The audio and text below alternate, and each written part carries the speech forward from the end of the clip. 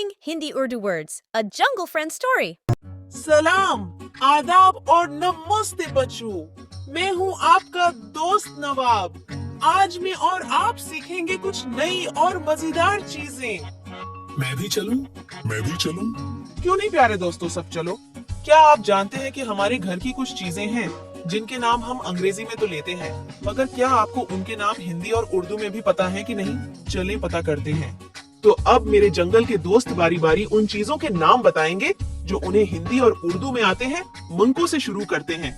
ये जिस पे मैं खड़ा हूँ ये है फर्शी कालीन, और ये है मसहरी। चलो अब बनी आप बताओ। ठीक है दोस्त, अब मैं बताता हूँ, मगर उसके लिए दूसरे कमरे में चलना पड़ेगा। चलें? ठीक है दोस्त, चलो सब दूसरे कमरे में चलते हैं।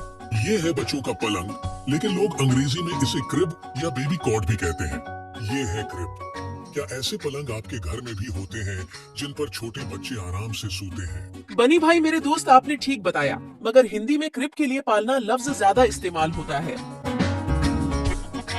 मुझे तो बस उर्दू हिंदी में इसी का नाम आता है। उल्लू भाई, अब आप भी किसी शय का नाम बताएं। ठीक है दोस्त, मगर उसके लिए दूसरे कमरे में चलना पड़ेगा। ठीक है दोस्त, चलो सब दूसरे कमरे में चलते हैं। ये जिस पर मैं बैठा हूँ इसे अंग्रेजी, हिंदी और उर्दू में सोफा ही कहता हूँ, मगर वो जो सामने टेबल रखा है उसे हिंदी और उर्दू में मेज कहते हैं। मुझे तो यही नाम आते हैं नवाब भाई, अब आप भी कुछ बताएं। ठीक है दोस्त, चलो सब दूसरे कमरे में चलते हैं। ये है ड्रेसिंग टेबल, हिंदी उर्दू में इसको कहते हैं सिंघार मेज। सो प्यारे दोस्तों, देखा कितना मजेदार है हिंदी उर्दू में अल्फाज बोलना और सीखना। आप बताएं, क्या आपको ये सब नाम पहले पता थे या नहीं?